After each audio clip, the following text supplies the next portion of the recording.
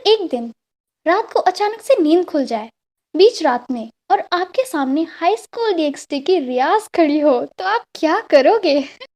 I would definitely lock her in a room. The gutter is just me on my side, but I leave you with the shudder. Hello guys, हम एक series शुरू कर रहे हैं the calibre x show, जिसमें हम anime YouTubers animators के साथ बातें करेंगे इस कम्युनिटी और उनसे रिलेटेड, ताकि आपको उनके बारे में और जानने को मिले। तो आज के हमारे पहले गेस्ट हैं क्रिएटिव लड़का। Hello. Hello, welcome creative and thank you, आप अपने बिजी शेड्यूल में से टाइम निकालकर हमारे इस चैनल पे आए। तो जैसा क्रिएटिव आपने इससे पहले भी एक Q&A किया है, तो मैं ट्राई करूंगी कि मैं क्वेश्चंस को रिपीट ना करूं। Alright. वो Q&A वैसे इतना भी ज़्यादा खास नहीं था और मेरे ख्याल से मुझे उसे प्राइवेट मार देना चाहिए क्योंकि मोस्ट ऑफ द उसमें बकवास ही थी.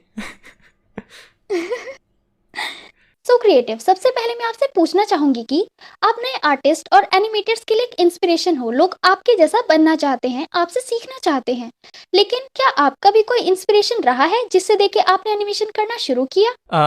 वेल एक्चुअली हाँ, जैसे अगर हम जब कुछ चीज़ स्टार्ट करते हैं तो ऑफ कोर्स हमारा एक गोल होता है कि हमें यहाँ तक पहुँचना है, हमें इतना बेहतर बनना है. तो वो रखने के लिए हमें एक इंस्पिरेशन की ज़रूरत पड़ती है कि अगर मैं इस बंदे जितना बढ़िया बनाने लगा तो लाइक मेरा गोल अचीव हो जाएगा. फिर वहाँ पे पहुँचने के बाद हमें पता लगता है कि इससे भी बड़ी चीज़ आप अचीव कर सकते हो.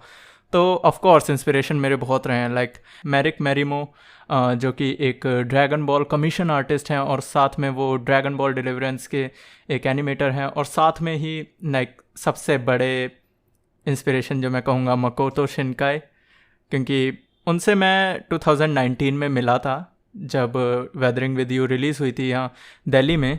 तो वो मूवी देखने के बाद मैंने कहा बस this is my final inspiration.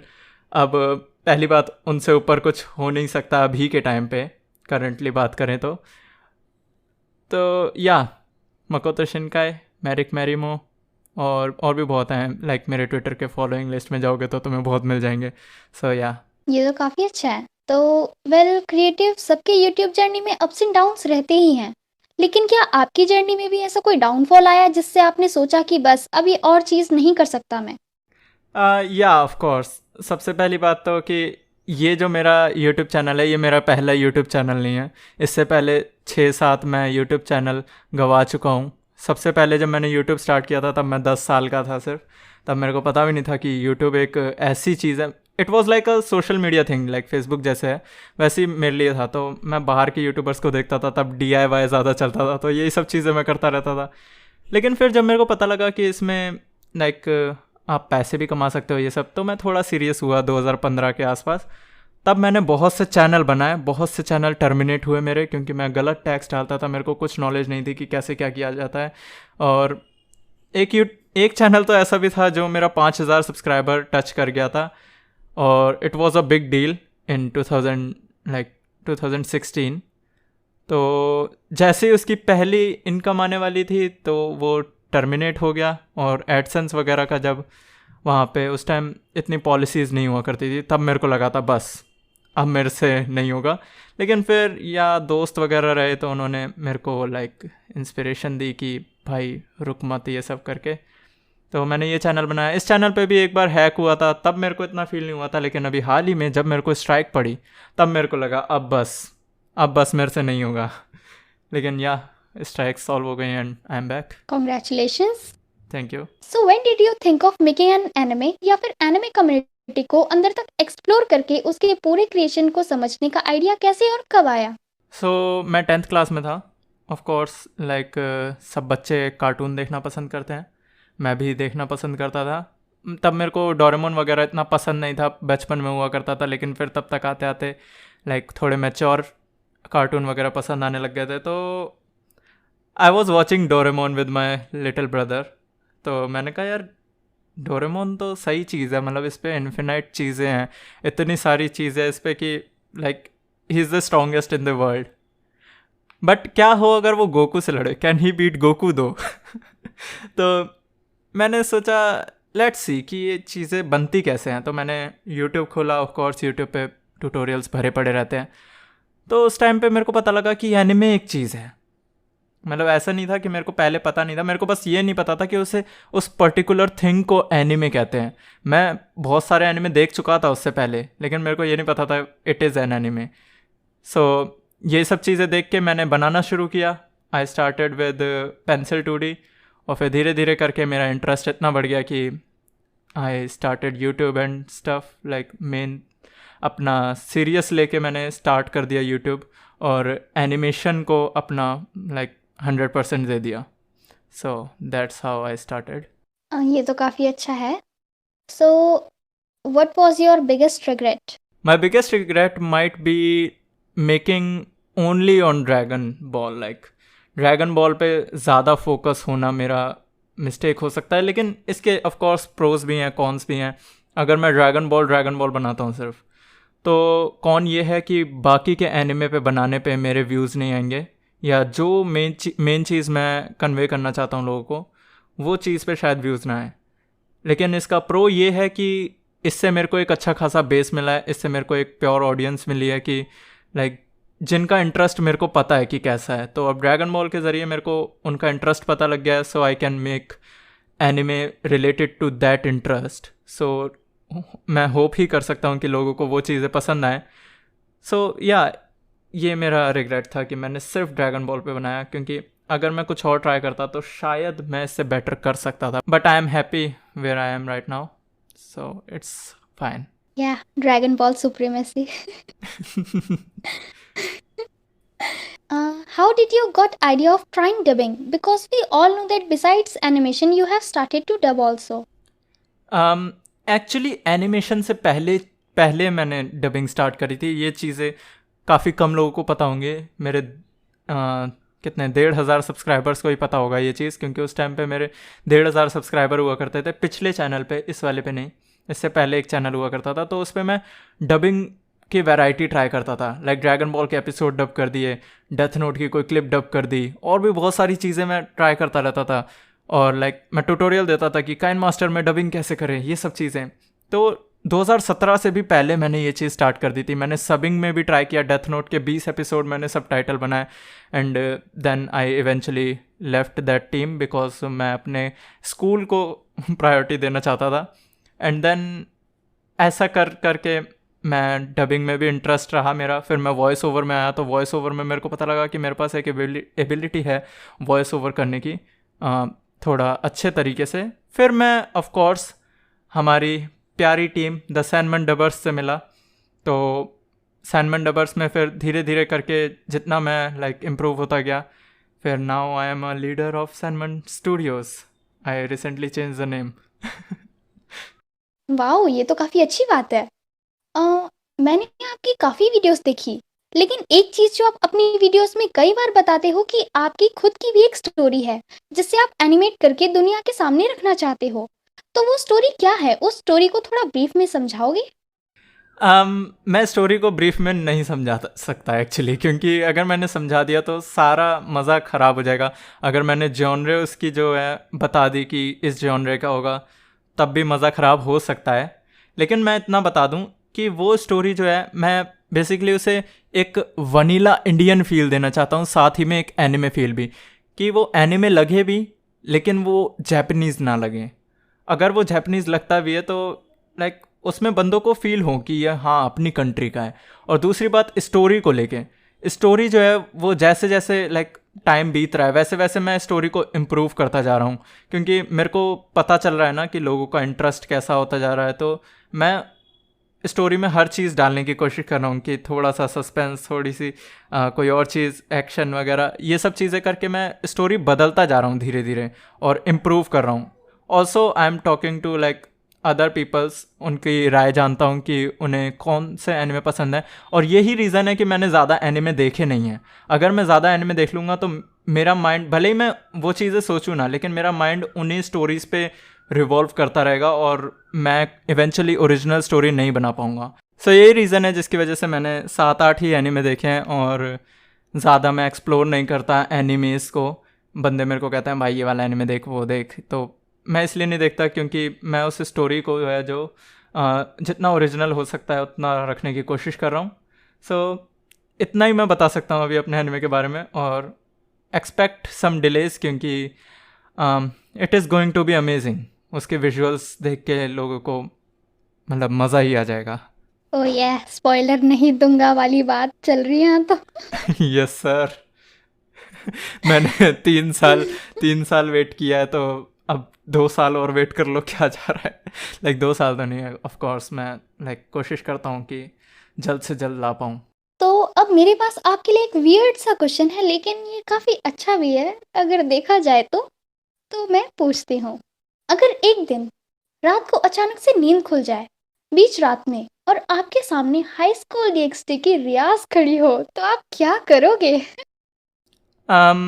मैं प्रोबेबली उसे बोलूँगा कि आई एम सॉरी, मेरे बेड पे जगह नहीं है, you can sleep on the ground.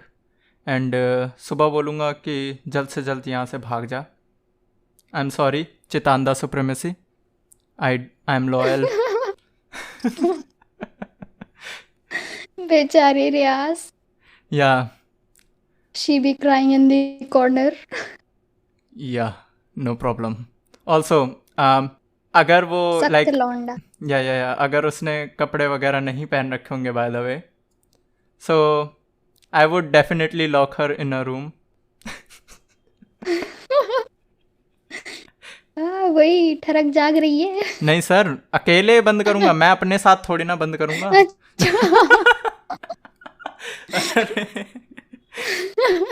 Okay, moving on to the next question then. Creative, हम जानते हैं कि आप अपने YouTube चैनल के साथ पेड प्रोजेक्ट्स भी करते हो, तो आप कैसे हैंडल करते हो एक तरफ अपना प्रोजेक्ट और दूसरी तरफ YouTube, और कई बार आपको इन दोनों में से किसी एक को चुनना पड़ता है, तो आप जनरली क्या चूज करते हो? सो मेरे पास 3 तरह के पेड प्रोजेक्ट्स आते हैं. First of all commission arts, then commission voice over और वॉइस एक्टिंग, एंड देन तीसरा है एनिमेशन. तो जनरली एनिमेशन को मैं मना कर देता हूँ जब तक मेरे को लाइक अच्छा खासा पैसा मिल ना रहा हो. अभी तक तो किसी ने अच्छा खासा पैसा ऑफ़र नहीं किया, बट जनरली मैं मना कर देता हूँ क्योंकि they take a lot of time. तो अगर मेरे को वो करना पड़ेगा तो मेरे को अपना यूट्यूब जो है सेक्रीफाइस करना पड़ेगा उतने टाइम के लिए. ऑफ कोर्स मैं यूट्यूब को लाइक सेकंड प्रायोरिटी देता हूँ क्योंकि यूट्यूब से मैं इतना पैसा नहीं कमाता जितना मैं कमीशन से कमाता हूँ. Of course I said it like way too many times now. तो जब मेरे को वॉइस ओवर का काम मिलता है तो मैं जब वीडियो रिकॉर्ड करता हूँ तो मैं उसी के बाद अपना वॉइस ओवर का भी काम कर देता हूँ. जब मेरे को कमीशन आर्ट मिलती है तो मैं ऐसा करता हूँ कि एक दिन अपनी वीडियो का काम कर लिया, एक दिन कमीशन का काम कर लिया. एंड एनिमेशन का तो मैंने बता ही दिया कि मैं मना कर देता हूँ. अभी तक एनिमेशन का कोई मेरे को बड़ा प्रोजेक्ट मिला नहीं है. जितने भी मिले छोटे छोटे मिले, 1-2 दिन में पूरे हो जाते हैं. तो लाइक मैं हफ्ता अपलोड नहीं करता. सो मैं आराम से टाइम निकाल लेता हूँ. लेकिन हाँ, 2 चैनल चलाना, साथ में कमीशन आर्ट, वॉइस ओवर, ये सब चीज़ें करना is not a good idea. College भी खुल चुके हैं भैया जी. So it is a mess. लगे पड़े हैं. बहुत गंदे तरीके से. मैं किसी को सजेस्ट नहीं करूँगा कि अगर उनका कॉलेज चल रहा है तो साथ में इतनी चीज़ें करें. इट इज़ क्वाइट चैलेंजिंग दो. मज़ा आता है. या आप अपने YouTube से कितना अर्न करते हो? कितने व्यूज पे कितने डॉलर मिलते हैं? ये एक बहुत बड़ी मिथ है कि यूट्यूबर्स बहुत ज़्यादा कमाते हैं. सोशल ब्लेड को कभी भी भरोसा मत करो. इंडिया का CPM इतना कम है कि लाइक क्या ही बोलूँ, पाकिस्तान का उससे ज़्यादा है क्योंकि इंडिया की पॉपुलेशन ज़्यादा है ऑफ कोर्स. तो यूट्यूब से मैंने पहले ही बताया कि दोनों चैनल का मिला भी दूँ तो मेरे को महीने का 3,000 आता है मुश्किल से. और अगर लाइक कितने व्यूज़ पे कितने मिलते हैं ये बताना है तो मैं इतना बता रहा हूँ. मेरी सबसे पॉपुलर वीडियो जिस पे आज की डेट पे 8.5 लाख व्यूज़ हैं, उससे मेरे को सिर्फ मात्र 5,000 रुपये मिले. सो ये समझ लो. और वो 1 साल से ज़्यादा पुरानी वीडियो है. सो डोंट एक्सपेक्ट कि आप यूट्यूब पे आ रहे हो तो आप पैसों में खेलोगे. सो ये चीज़ मैं कहना चाहूँगा. और यूट्यूब पे इतना नहीं मिलता. या अच्छा, सो एनिमेशन बनाने में काफ़ी टाइम लगता है, तो इस बीच क्या कभी आपने डिमोटिवेट फील किया है या फिर कभी कोई एनिमेशन बीच में छोड़ दी है? ऐसा बहुत बार हुआ है कि मैंने कोई एनिमेशन बीच में छोड़ दी हूँ. मैं पहले करता था ऐसा कि मेरे से लाइक थोड़ा सा मैं बनाता था, फिर उसके बाद मेरे को एक नया आइडिया आ जाता था तो मैं उसे लीव कर देता था। अब बिल्कुल ऐसा केस नहीं है, क्योंकि मैं लिमिटेड प्रोजेक्ट्स लेता हूँ, और जो लाइक पहले मेरे पास एक चार्ट होता है जिसमें मल्टीपल प्रोजेक्ट्स से नाम लिखे होते हैं कि मेरे को इनमें से एक चूज़ करना है। देन उनमें से मैं 2 उठाता हूँ, एक फर्दर प्रोजेक्ट और एक current project. So current project का ये रहता है कि अगर मैं उसमें डीमोटिवेट फील कर रहा हूँ तो मैं अपना जो सेकेंडरी जो फर्दर प्रोजेक्ट है उस पर काम करने लगता हूँ। फिर जैसे ही मेरे को लाइक फीलिंग आने लगती है बैक कि यार पुराने वाले प्रोजेक्ट पे वापस चलना चाहिए, तो मैं वापस करंट प्रोजेक्ट पे आता हूँ। तो मैं ऐसे 2 प्रोजेक्ट्स के बीच में स्विच करता हूँ जिससे मैं डीमोटिवेट या फिर बोर फील ना करूँ।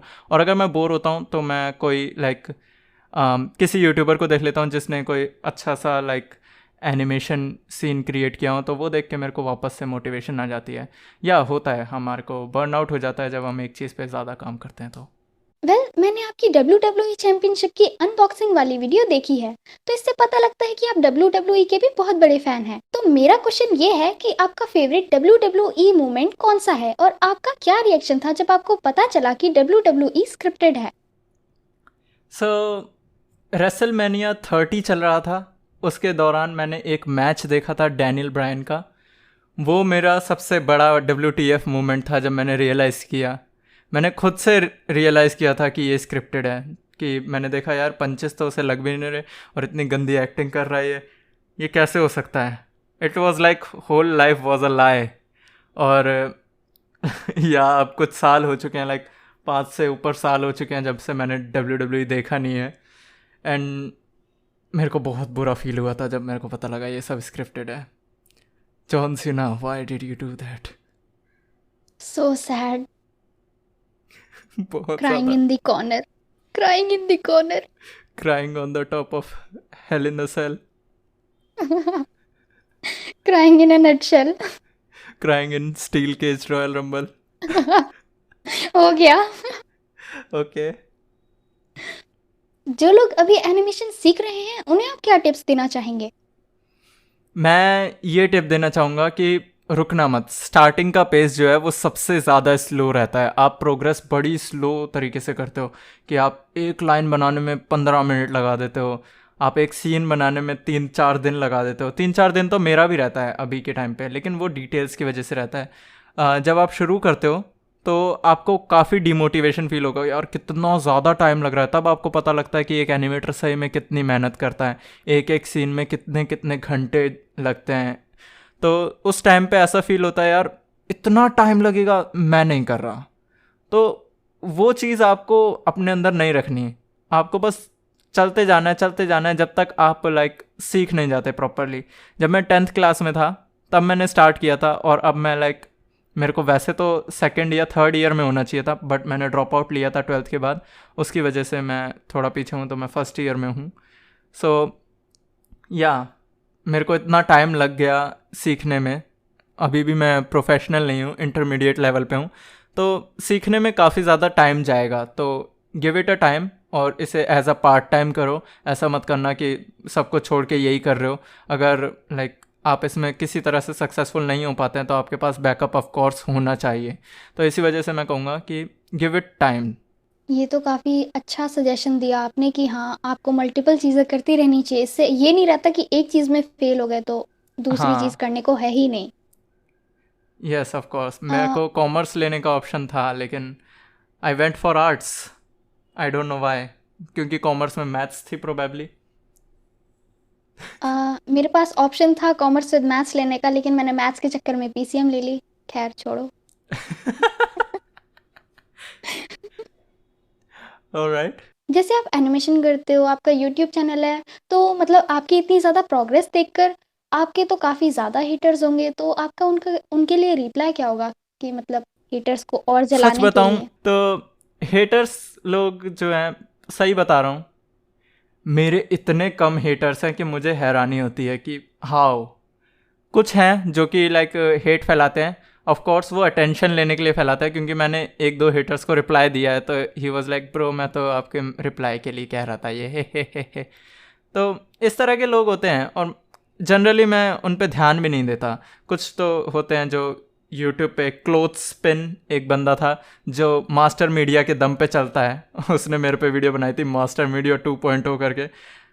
मेरे को कोई हैरानी नहीं हुई थी। आई वाज लाइक ऐसे ही है ये। तो हेटर्स होते हैं, मूव ऑन। हमारे हेटर्स से ज़्यादा लाइक 100 गुना से भी ज़्यादा हमारे लवर्स होते हैं, तो हमें कोई फ़र्क नहीं पड़ता। Yeah, you love your people. And I love my नहीं सॉरी। वेल, इसी के साथ हम ये वीडियो को ख़त्म करते हैं। आपके साथ काफ़ी मज़ा आया बात करके। सच बताऊँ तो मुझे ये एंड करने का मन भी नहीं है, लेकिन क्या करें, करना तो पड़ेगा ही। थैंक्स क्रिएटिव लड़का, जो आपने अपना वैल्यूएबल टाइम हमें दिया। और आप सभी लोग कमेंट में बताओ कि नेक्स्ट वीडियो में हमारे गेस्ट कौन होने चाहिए। नीचे कमेंट में अपना फीडबैक दें। एंड गाइस वीडियो को लाइक कर देना, सब्सक्राइब कर देना, and will see you guys नहीं she will see you guys in the next video.